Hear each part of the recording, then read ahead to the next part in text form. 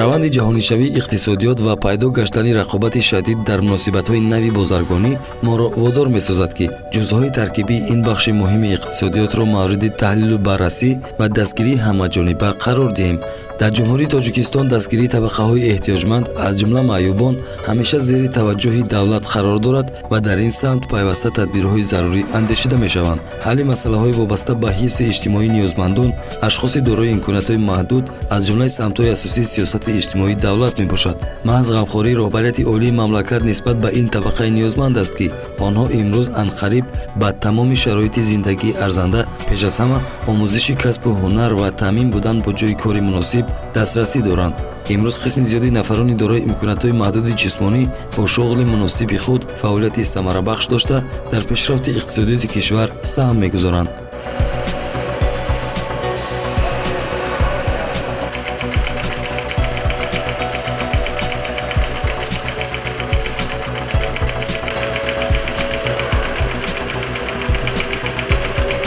муассисаи таълимии иҷтимоӣ офиятии ношунавоёни рақами 1 шаҳри Душанбе ки мутааллиқ ба Иттиҳодияи миллии ношунавоёни ҷумҳурии Тоҷикистон мебошад, коргоҳи меросмонда аз замони Иттиҳодияи шӯравӣ аст.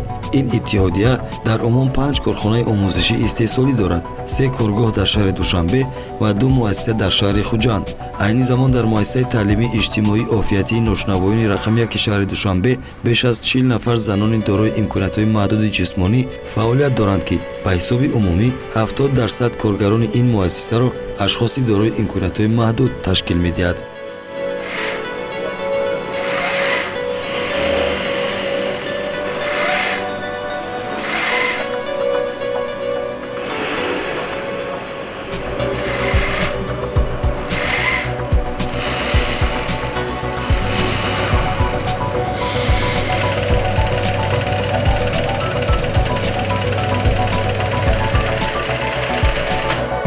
ин бонувони дузанда аз имконияти шунидан ва сухан гуфтан маҳруманд, вале коре ки муносиб ба тавоноии худашон аст, онро сарбаландона иҷро мекунанд.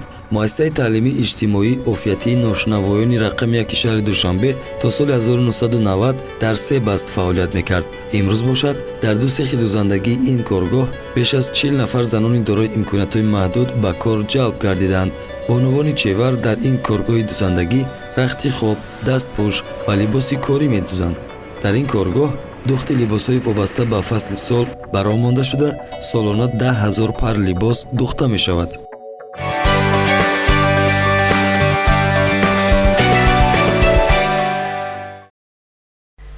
سی سال мешавад ман дар ин корхона кор мекунам. солҳои пеш кор бо вусъат ҷараён мегирифт. дар ҳоли ҳозир кор мувофиқ ба фармоиш аст. ба корфармо ташаккур мегӯем ки моро бо кор таъмин кардааст. аз вазорату идораҳо даъват мекунем ки ҷиҳати духти либосҳои хизмативу корӣ ба мо фармоиш диҳанд то мо бекор намонем. дар ин корхона ба гуфтаи Меҳри Туганова як дузанда дар як рӯз аз 2 то 5 либос духта метавонад. дар айни замон ин дузандагон ба духтани либосҳои низомӣ машғуланд. дузандагони муассисаи таълимии иҷтимоӣ офиятии ношунавоёни рақами 1 шаҳри Душанбе аз рӯи ҳаҷми корашон музди моҳона мегиранд. дастгоҳҳои дузандагии ин корхона ба рӯриши соли 1980 буда тамғаи класс 22 мебошад. ҳарчанд дастгоҳҳои дузандагӣ наву замонавӣ нест, вале бо нигоҳубини мутахассисон духти хуб дорад. дар сехи дигар ки роҳбари дузандаҳои онро Сафаргул Наҷмиддинова ба оҳда дорад, занҳо ба духтани куртаи мардона машғул буданд. Сафаргул дар суҳбат бо мо иброз дошт ки аз соли 1986 инҷониб дар ҳамин коргоҳ фаъолият мекунад.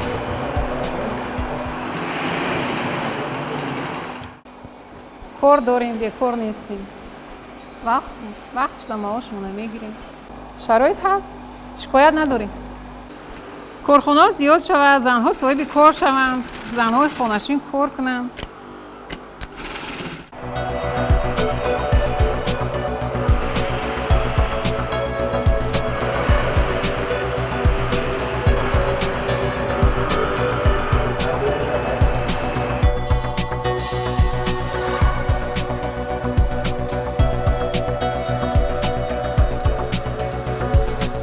дар муассисаи таълимии иҷтимоӣ офиятии ношунавоёни рақами 1 шаҳри Душанбе духти матрас барои беморхона ва қисмҳои низомӣ, либосҳои низомӣ, курпаи болишт ва дигар намуди либосҳои корию хизматӣ имконпазир аст. агарчи имрӯз дар ҳудуди шаҳри Душанбе коргоҳҳои дӯзандагии хурду миёна зиёд аст, вале мавҷудияти онон ба кори ин дӯзандагон монеа эҷод намекунад, чунки дӯзандагони муассисаи таълимии иҷтимоии офиятии ношунавоёни рақами 1 шаҳри Душанбе ба сифати кори худ кафолат медиҳанд. муассисаи мазкур мувофиқ ба талаботи қонунгузории ҷумҳурии Тоҷикистон аз имтиёзҳо бархурдор аст. ин коргоҳ аз супоридани маблағҳои андоз аз фоида, амвол ва замин озоданд.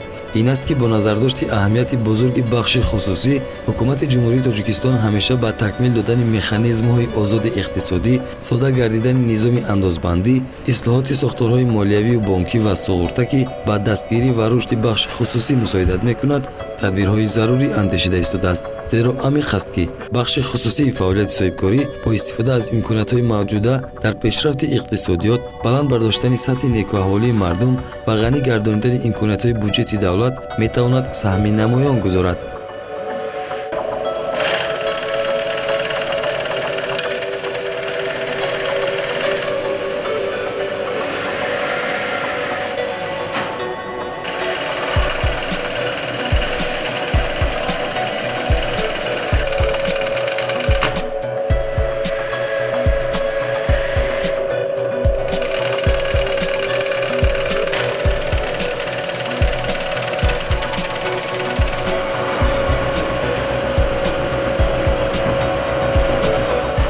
ҷумҳурии Тоҷикистон баробари ба даст овардани истиқлолият як қатор стратегия ва ҳуҷҷатҳои муҳимеро вобаста ба дастгирии ҳуқуқи шахсони имконияташон маҳдуд ба тасвиб расонидааст.